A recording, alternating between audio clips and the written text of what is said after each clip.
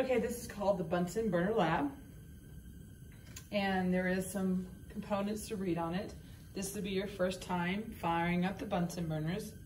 So main focus of this is going to be learning how to get the Bunsen burner set up properly, how to strike it, and how to attain the flame that we're interested in.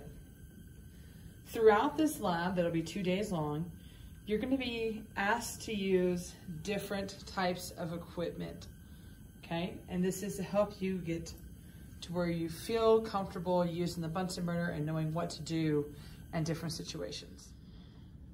So one of the first things we're going to do is we're going to learn how to set up the Bunsen burner. So one of the first things is we're going to make sure that we have the hose connected firmly onto the gas jet.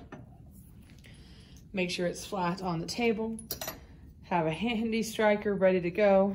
Make sure the striker has flint in it, as it does here.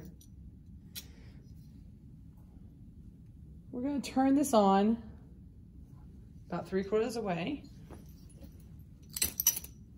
and I'm going to strike it, okay? I give a little bit more gas, and this is where I have you changing it. So if I bring it all the way down, this is the type of flame that we do not want to have in our lab, okay? This is called a luminous flame. Luminous meaning yellow. This means that we have incomplete combustion going on, and this is a harder to control flame. So we don't want this in lab. So we're going to unscrew here on the burner, and we want to try to get what we call a double cone. Okay.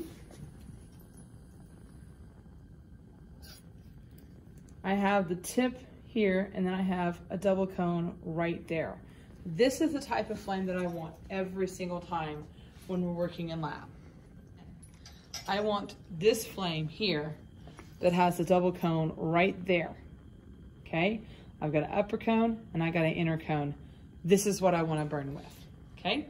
So everybody in your team needs to work on turning the Bunsen burner off, which means you'll turn it off from the gas jet here, and then striking it with a striker. Everybody needs to know how to do it. Now, I have you making your Bunsen burner into a luminous flame. And then taking crucible tongs, and you're going to hold it, and we might want to turn this down a little bit. You're going to hold it in the fire. Okay? Just count. And then pull it out. And what you should notice when we do this, I now have on the bottom of this a black covering, okay? That's soot. We don't want this kind of fire because this is incomplete combustion and it's producing soot. So this is to show you what happens when you burn with a Bunsen burner like this. So then you're going to repeat the exercise by getting your double flame again. Clean this once it cools off, and then stick it in the fire again, and see if you still get this black soot when you burn with this. You shouldn't, because this is complete combustion.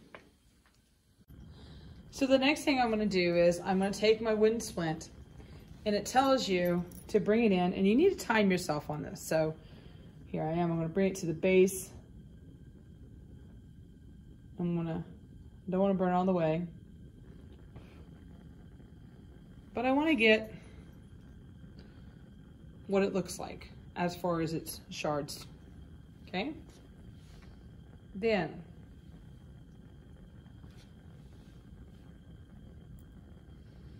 I want to bring it in to the top of the flame.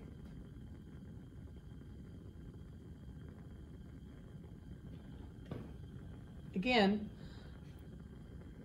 I want to time it, and I'm trying to look at how it burns the wood. Then I'm going to bring it into the inner cone.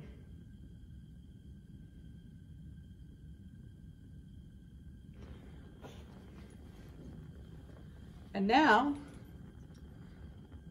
I can run this underneath water.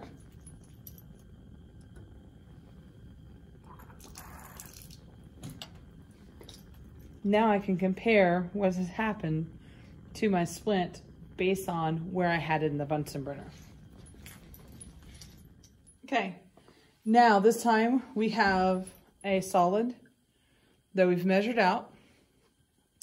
The lab says 0.25. You can have up to a gram of the solid I've given you. That's just an exercise in how to measure properly and using your scoopla to get your substance out. And then we've put our water in there, and now we're going to heat it to get it dissolved. So notice I have my test tube tongs here. Make sure that you have a good connection here because they can slip and drop on you. Now we need to aim it away from students around us. Now it's going to be tricky because of where our tables are, right? We also want to have smooth movements as we're doing this, and we don't want to hit the tip here because this is actually a weak point of a test tube. So we actually are going to be heating along the side of it with a continuous motion to dissolve it. And so we're going to stick it in there. And we're just moving it back and forth. I'm going to turn it this side so I'm here by myself so you can kind of see. You're going to feel it shaking a little bit, okay? Now, if you start feeling nervous, like you're afraid it's going to shoot out, because sometimes it will, just remove it from the fire to control the heat. And then you can put it back in there. And again, our job here is to dissolve the solid, okay? So I'm going to keep doing this. And I'll know that I've dissolved the solid when my liquid goes clear and I don't have any more solid. You see how it's bouncing a lot? So I'm going to pull out a little bit just to control that heat there. And put it back in there. And I'm done. It's nice and clear. So those are the different methods on how do you properly use a Bunsen burner. You're going to be doing all of this throughout the year. So looking forward to a fantastic lab. Now with our Bunsen burner turned off, I'm going to have a match and I'm going to have a pin stuck through it. I'm going to set this match in the center of my Bunsen burner. I'm going to turn on my Bunsen burner and I'm going to strike it. And I want you to observe what happens to the match. I'm not going to show you here. So this time we're working on how to heat a substance over a Bunsen burner. And this time this is a large substance. So you will need 100 milliliters of water. Okay, so you're going to measure out your 100 milliliters of water, and we're going to pour them into a beaker, and we're going to place it at the top of the fire, and we're going to time how long it takes for it to boil. We got through boiling the water here. Now, with a new beaker and a new quantity of 100 milliliters of water, we're going to lower, as you see here, I lowered my ring stand, the ring on it, down to where it's just above the inner cone. Okay? And depending on the height of your Bunsen burner will determine how high it needs to be. I'm going to place this up here, and I'm going to repeat the process again of timing it to see how long it takes for it to boil at this height on the Bunsen burner.